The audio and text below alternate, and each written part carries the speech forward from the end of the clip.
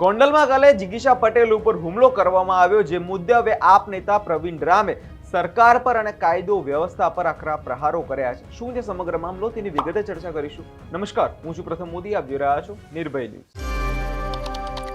ગોંડલમાં ગઈકાલે જિગીશા પટેલ જે છે તે ઘોઘાબદર રોડ પર આવેલી સરગમ પાર્ક સોસાયટીમાં સ્થાનિકોના મુદ્દે જે છે ત્યાં ગયા હતા, જે મુદ્દે તેમના પર જે છે સ્થાનિકો મહિલા દ્વારા તેમના પર હુમલો કરવામાં આવ્યો હતો. જે બાદ આપણે જોયું હતું કે ઘણા બધા નેતાઓની પણ પ્રતિક્રિયા સામે આવી હતી અને જિગીશા પટેલને પણ આમાં ગંભીર ઈજાઓ થઈ હતી, જે બાદ તેમને હોસ્પિટલ દાખલ કરવામાં આવ્યા હતા.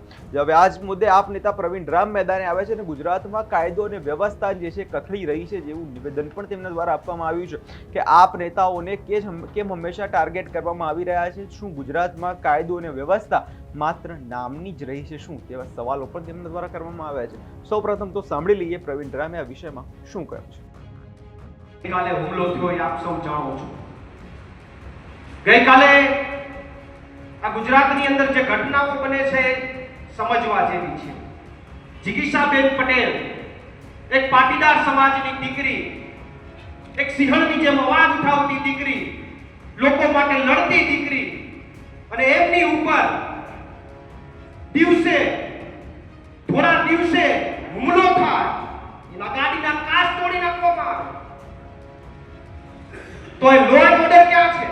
કાયદો અને વ્યવસ્થા ક્યાં છે? અમે લોકો માટે અવાજ ઉઠાવીએ તો અમને લો એન્ડ ઓર્ડર બતાવીને જેલમાં નાખો છો. અહીંયા કાચ તોડવા વાળાને ક્યારે જેલમાં નાખશો? જેણે હુમલો કર્યો એને ક્યારે જેલમાં નાખશો? એની ઉપર ક્યારે ફરિયાદ કરશો? અને જે રાજ્યની અંદર તમે સલામતીની વાતો કરો છો કે આ રાજ્ય સુરક્ષિત છે, અહીંયા રાજ્યની મહિલા સુરક્ષિત છે, અરે થોડા દિવસે મહિલાઓ ઉપર આ રીતે હુમલો થતો હોય તો હું તો એમ કહું કે લો એન્ડ ઓર્ડર ક્યાં ગયું? ગૃહમંત્રી ક્યાં છે? એના જવાબ ગુજરાતની જનતા માંગે છે. કારણ કે એક દીકરી ઉપર હુમલો થયો છે. પાર્ટીની વાત સાઈડમાં મૂકીએ, એક દીકરી ગુજરાતની દીકરી છે. ગુજરાતની દીકરીમાં થોડા દિવસે જો આ હુમલો થતો હોય તો અત્યારે તો સરકારે એનું બયાન આપવું જોઈએ અને તાત્કાલિક કાયદેસરની કાર્યવાહી કરવી જોઈએ. શું કામ નથી થતું? મારો પ્રશ્ન છે આ કામમાંથી સરકારને. થોડા સમય પહેલા તમને ખબર છે વિસાવદરની અંદર માનનીય હરેશભાઈ સાવલિયાને ખોટી રીતે જેલમાં નાખી દીધા. પટેલ સમાજના આગેવાન, પટેલ સમાજનો ઉભરતો ચહેરો જેલમાં નાખ્યા. છોડો, ખોટી રીતે એની ઉપર પાસા કરી પાછા બીજી વાર જેલમાં નાખ્યા. એક વાર મજા મોય.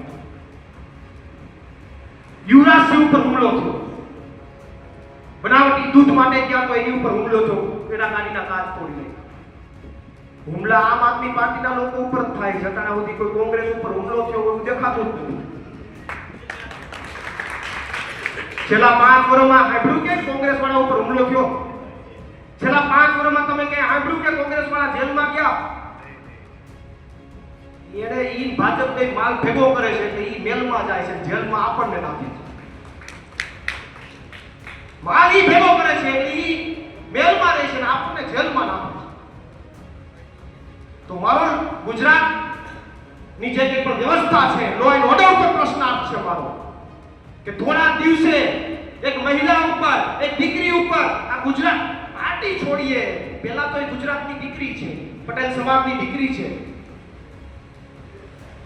એની ઉપર હુમલો થાય અને હજી એમાં કઈ આગળની ગતિવિધિઓ નથી. તો આ તમામ મુદ્દે આવનારા દિવસોમાં સાહેબ જવાબ આપવો પડશે. જો ભૂલી જઈશું તો એનો કોઈ મતલબ નથી. જવાબ આપવો પડશે. હવે જે રીતે અત્યારે જોવા જઈએ તો ગુજરાતમાં કાયદો અને વ્યવસ્થાની સ્થિતિ સામે અનેક સવાલો ઊભા થતા હોય છે. આપણે ઘણી બધી વાર સાંભળ્યું પણ છે અને જોયું પણ છે કે આપ નેતા યુવરાજસિંહ પર હુમલો કરવામાં આવ્યો હતો, જે બાદ આપણે જોયું કે પોલીસની કાર્યવાહી જે છે તેમાં યોગ્ય નથી રહી. અને હવે આ જ રીતે જે જિગીશા પટેલ પર હુમલો કરવામાં આવ્યો છે, તેમ છતાં શા માટે હજુ સુધી પોલીસ દ્વારા કોઈ પણ પ્રકારની કાર્યવાહી જે છે કરવામાં આવી નથી?